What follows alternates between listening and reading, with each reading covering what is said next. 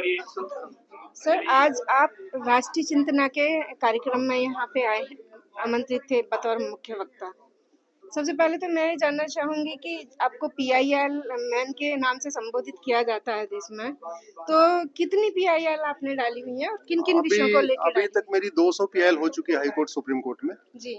और देश भर में घूमता रहता हूँ। वहाँ से जब जब कोई समस्या समझ में आती है उसको कंटिन्यू करता रहता हूँ।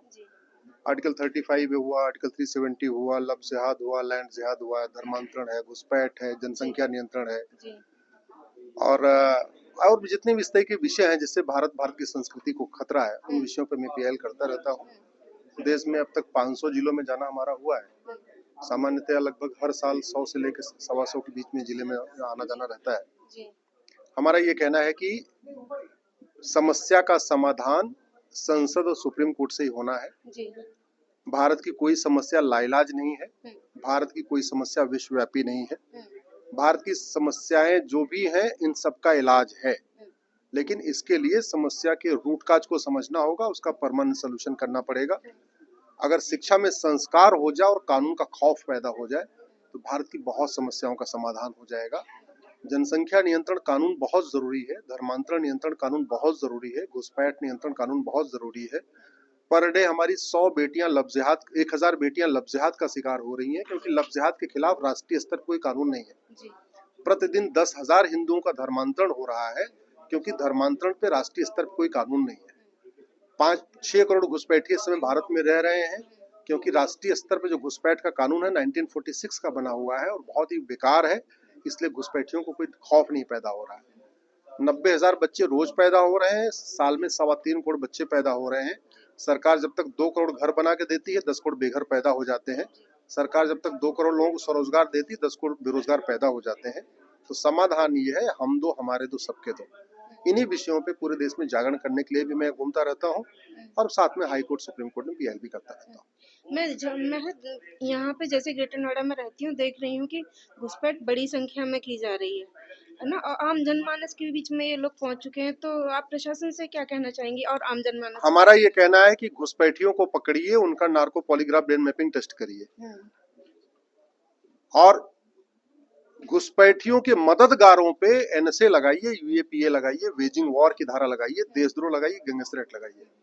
जिस दिन भारत में नोएडा में, गाजियाबाद में, उत्तर प्रदेश में, बिहार, बंगाल में ज्यादा नहीं 100 200 घुसपैठियों को पकड़ के उनका नार्को पॉलीग्राफ ब्रेन मैपिंग करके ये पूछा जाएगा तुम्हारा आधार किसने बनाया, तुम्हारा राशन कार्ड किसने बनाया, तुम्हारा ड्राइविंग लाइसेंस किसने बनाया, तुम्हारा वोटर आईडी किसने बनवाया, और जिन लोगों ने उनकी मदद किया है उनके खिलाफ ये 5 धाराएं लग जाएंगी, एनएसए, यूएपीए, वेजिंग वॉर, देशद्रोह, गैंगस्टर एक्ट। जिस दिन घुसपैठियों और उनके मददगारों की 100% प्रॉपर्टी जब्त करना शुरू करेंगे, उनकी नागरिकता खत्म करना शुरू करेंगे, आजीवन कारावास देना शुरू करेंगे, उस दिन घुसपैठी अपने आप भाग जाएंगे। एनआरसी की जरूरत ही नहीं पड़ेगी, घुसपैठी अपने आप डर के मारे भाग जाएंगे।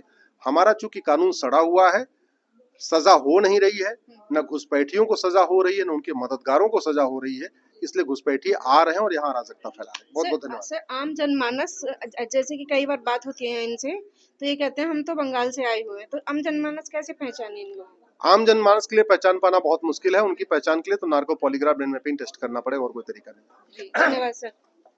कृपया आए और एक गणगीत कराएं। Shrichand Gupta ji, head Amity Institute of Technology, Amity विश्वविद्यालय नोएडा। आज की इस राष्ट्र चिंतना गोष्ठी में, जो कि 24वीं राष्ट्र चिंतना गोष्ठी है, और सच्ची बात प्रोफेसर विवेक कुमार के साथ के 98वें एपिसोड में मैं आप सभी का, जो इस सभागार में प्रबुद्धजन बैठे हैं, बंधु, मातृशक्ति और ऐसे श्रोता जो अंतरताना के माध्यम से हमसे जुड़े हैं, उन सभी का मैं हृदय की गहराइयों से बहुत बहुत। हमारे बीच में प्रोफेसर बलवंत सिंह राजपूत जी, जो कि राष्ट्र चिंतना के अध्यक्ष हैं और कुमायूं एवं गढ़वाल विश्वविद्यालय के 3 बार कुलपति रह चुके हैं। उत्तर प्रदेश उच्च शिक्षा आयोग के आप अध्यक्ष रह चुके हैं। आपका बहुत बहुत हार्दिक स्वागत है।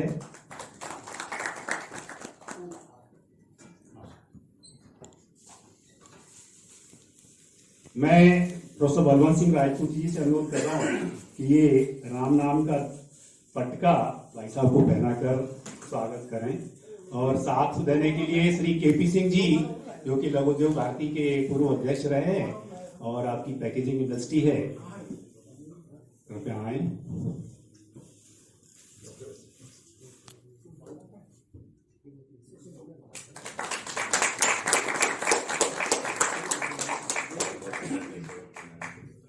मैं अनुरोध कर रहा हूं श्री उमेश शर्मा जी से, उमेश शर्मा जी और अपने श्रीचंद गुप्ता जी पुष्पगुच्छ और माल्यार्पण कर भाई साहब का स्वागत करें। उमेश शर्मा जी आइए।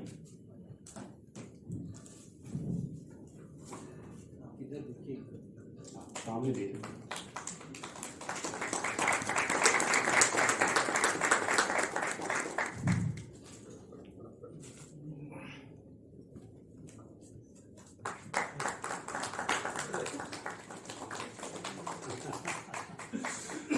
धन्यवाद।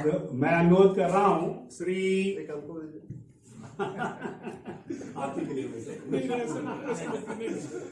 मैं डॉक्टर नीरज कौशिक जी से अनुरोध कर रहा हूं कि वे कृपया आए। आप गौतम बुद्ध विश्वविद्यालय में हैं। आइए। और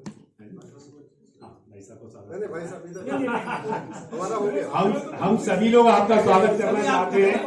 बहुत सारे लोगों ने, संदीप जी भी आ जाए, संदीप जल्दी से आ जाए। डॉक्टर संदीप भी गौतम बुद्ध विश्वविद्यालय में है। दोनों लोग आ जाइए, अच्छा रहेगा। दोनों एक साथ साइड में हो जाइए, थोड़ा सा चिप रहे। एक जना इधर आ जाइए, एक जना इधर। आपका रहेगा, ठीक है। आपकी फोटो कैसे रहे? आप खड़े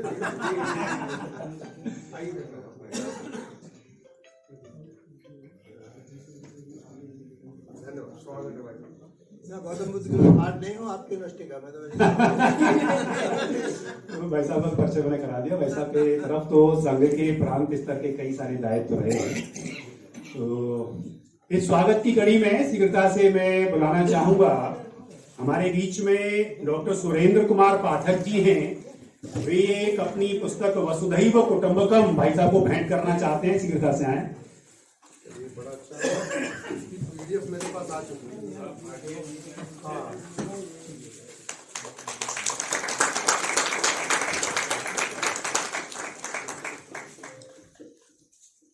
और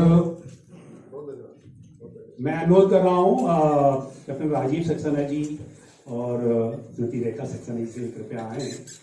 और ये एक दैनंदिनी सुंदरकांड दैनंदिनी है जो कि हम अपने ट्रस्ट की ओर से आपको भेंट करना चाह रहे हैं। इसमें प्रत्येक पेज पर सुंदरकांड की पंक्तियां और उसके अर्थ सहित इस डायरी में हैं। मैं इंद्रप्रस्थ गैस लिमिटेड के निदेशक एग्जीक्यूटिव डायरेक्टर श्री आदेश सिंघल जी हमारे बीच में हैं। मैं अनुरोध कर रहा हूं कि वे कृपया आए और भाई साहब का स्वागत करें।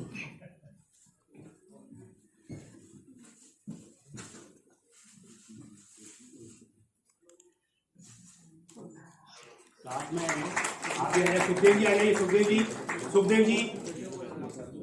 जी जल्दी जल्दी से आ जाइए। एक आदेश में सब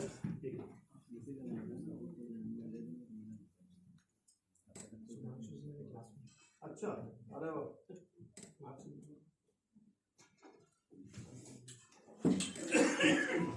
की तरफ से, सदस्यों की तरफ से एक प्रतीक चिन्ह भाई साहब को भेंट करना चाह रहे हैं। तो नरेश जी भाई साहब उसके अध्यक्ष हैं। मैं अनुरोध करूंगा कि वे ये प्रतीक चिन्ह भाई साहब को भेंट करें। आप दोनों लोग ही